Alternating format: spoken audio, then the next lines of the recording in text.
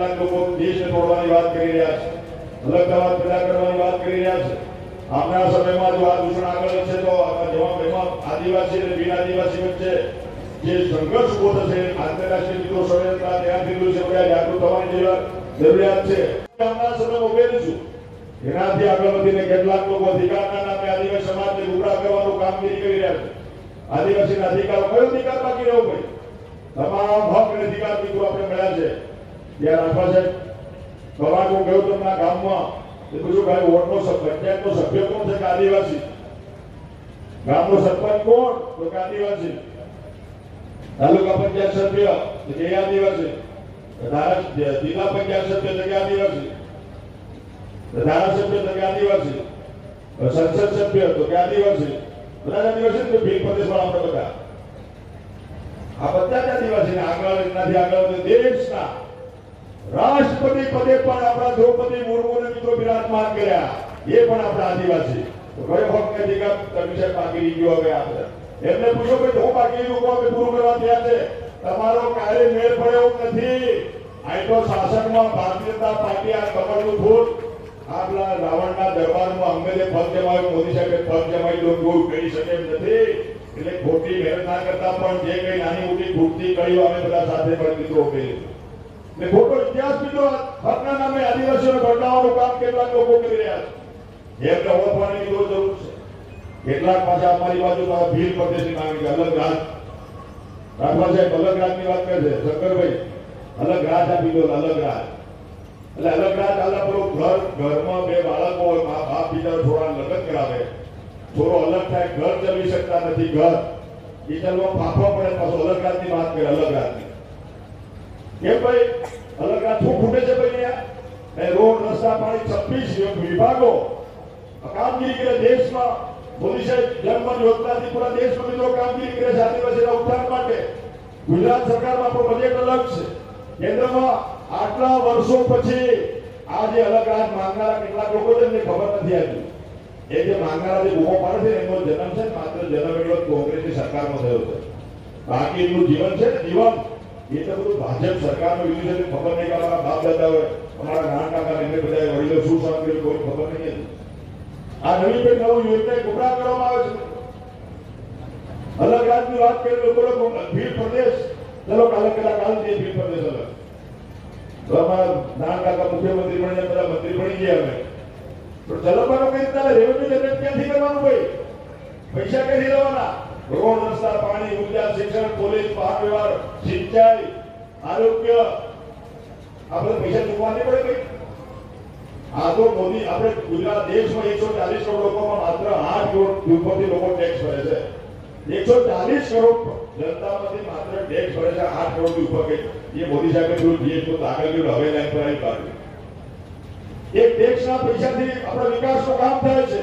ઉદ્યોગપતિઓ પાસે ટેક્સેબલ લોકો પાસે પૈસા લઈને ગરીબોના ઉત્થાન માટે, ગરીબોના વિકાસ માટે મિત્રો પૈસા વાપરવામાં આવે છે. એ આપણે મળી રહ્યા છે.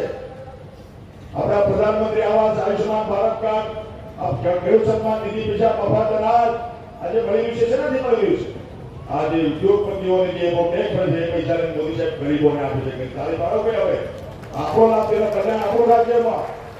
આપણે બધા કોણ કહીએ બોલતા જ નથી, વાત જ નહીં કર. પેલો આવે હા પડવાની એ કે હા પેલો આ બધું હા આમાં જ આપણે હકેલો છે ત્યારે આપણે હવે બધા જાગૃતિ મિત્રો આગળ વધવાનું છે. જે વાત મિત્રો જે કેટલાક લોકો દેશને તોડવાની વાત કરી રહ્યા છે, અલગતાવાદ પેદા કરવાની વાત કરી રહ્યા છે.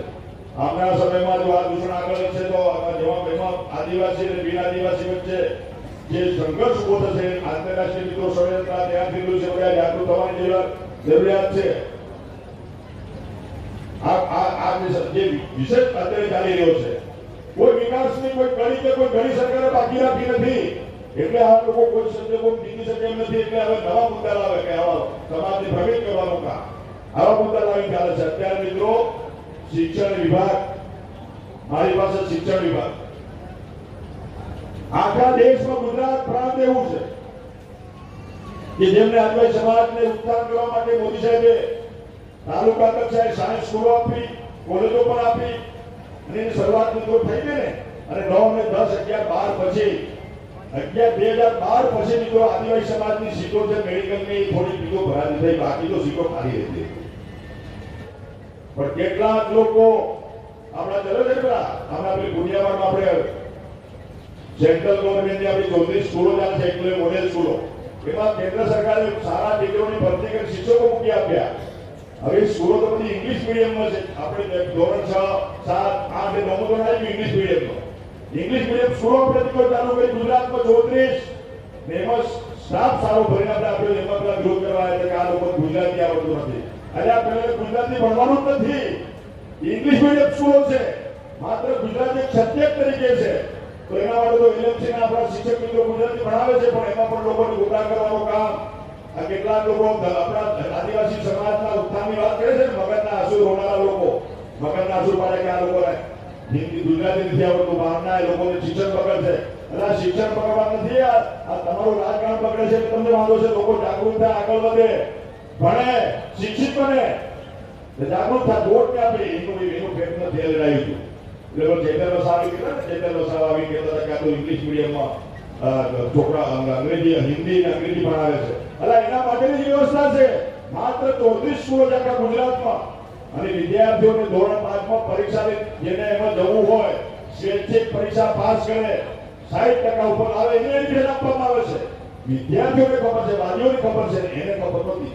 પછી ખબર પડી કે આ ઇંગ્લિશ મીડિયમ સ્કૂલો છે. ખોટા કુતરે કરી આવવાનું, દોડી આવવાનું.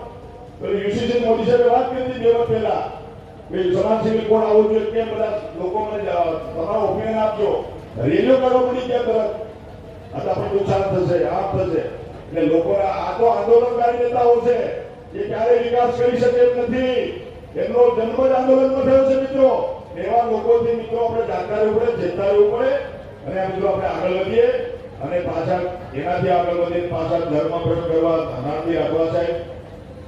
એક મુદ્દો એવો કે છે કે આદિવાસી હિન્દુ નથી, કે છે ને આદિવાસી હિન્દુ નથી.